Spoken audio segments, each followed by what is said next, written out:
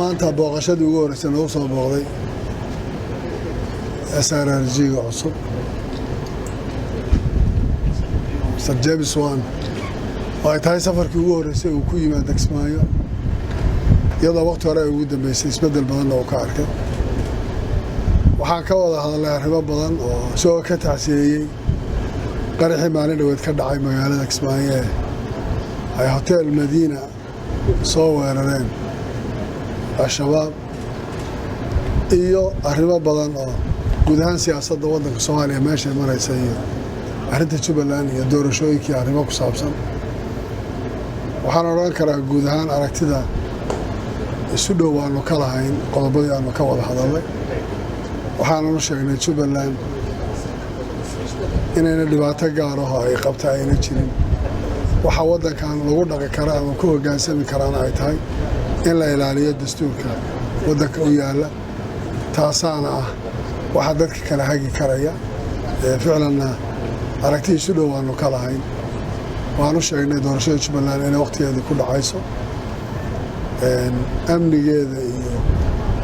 meesha ka dhacaysa mas'uuliyaddeeda ay reer Jubbaland leeyihiin odayaashii dhaqankooda ay diyaarkooda yihiin iyagoo la kulmay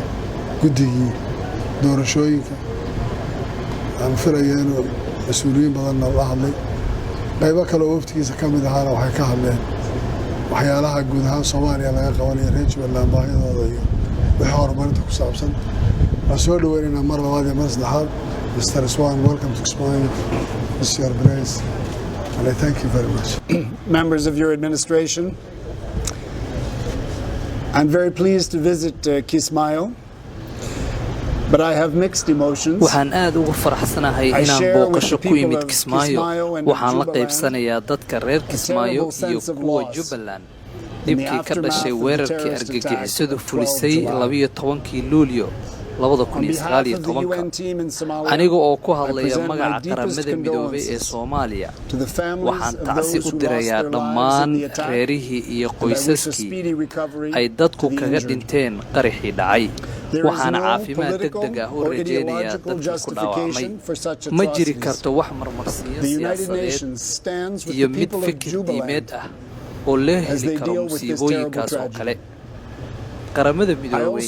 waxay garab taagan tahay dadka reer Jubbaland ee la tacaalaya dhibka xanuunka badan ee ka dhashay musiibadii dhacday waxaan sidoo kale u sheegayaa dadka reer Jubbaland in falalka argagixisadu aysan dib u dhigin horumarkii ay gaareen kuna gaareen dib u heshiisiinta iyo xasiloonida siyaasadeed.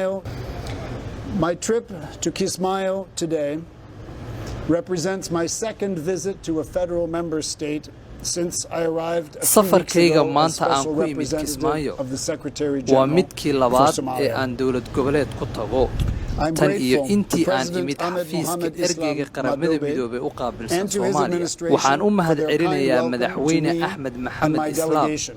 iyo xubnaha maamulkiisa sida wanaagsan ee ay aniga iyo waftigayga noo soo dhaweeyeen waxaan sidoo kale ku faraxsanahay inaan si lama filaan ah ula kulmay qaar ka mid ah xildhibaanada Jubbaland u matala baarlamaanka Soomaaliya oo booqasho ku jooga guryahooda Jubbaland aniga iyo madaxweyne Axmed Maxamed Islaam waxaan ka wada hadalnay arrimo dhowr ah oo la xiriira amniga horumarka dhaqaalaha iyo dawladnimada Jubbaland waxaan sidoo kale isweydaaranay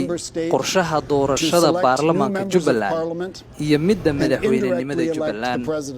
waxaan hoosta ka xariiqay aragtida beesha caalamka ee ku aadan doorashada Jubbaland ee ah in ay doorashadu ku dhacdo rabshad la'aan kuna dhacdo waqtigeedii una dhacdo si faragelin la'aan ah waana inay ahaataa mid xor iyo xalaal ah oo ay ku qancaan dhammaan dadku that this process must take place without violence, on time, and without interference, and that it follow a fair and transparent process broadly acceptable to all. Such a process would enhance prospects for peace, hanaanka noocan ah wuxuu Jubbaland iyo gobolkaba u horseedayaa nabad, xasilooni iyo horumar dhaqaale. The chairman of the Jubbaland Independent Electoral and Boundary Commission, Dr. Hamza, waxaa sidoo kale farxad ii ah inaan la kulmay guddoomiyaha guddiga madaxa bannaan ee xuduudaha iyo doorashooyinka Jubbaland Dr. Xamse waxaan isagana ka wada hadalnay arrimaha doorashooyinka qaramada midoobay waxay sii wadaysaa shaqooyinkii ay ka haysay Jubbaland waxaa jira 12 hay'adood oo ay maalgeliso qaramada midoobay oo ka howlgala Jubbaland oo qabta shaqooyin kala duwan mudane madaxweyne waxaan mar kale kaaga mahadcelinayaa sida aad aniga iyo wafdigayga noo soo dhaweyseen iyo kulankeenii wax ku oolka ahaa waxaan rajaynayaa inaan si dhow madaxda iyo shacabka reer Jubbaland ula shaqayn doono muddada aan xafiiska joogo. Mr. President, thank you again for your warm welcome to me and to my delegation and for our constructive meeting. I look forward to a close collaboration with the people and leaders of Jubbaland during my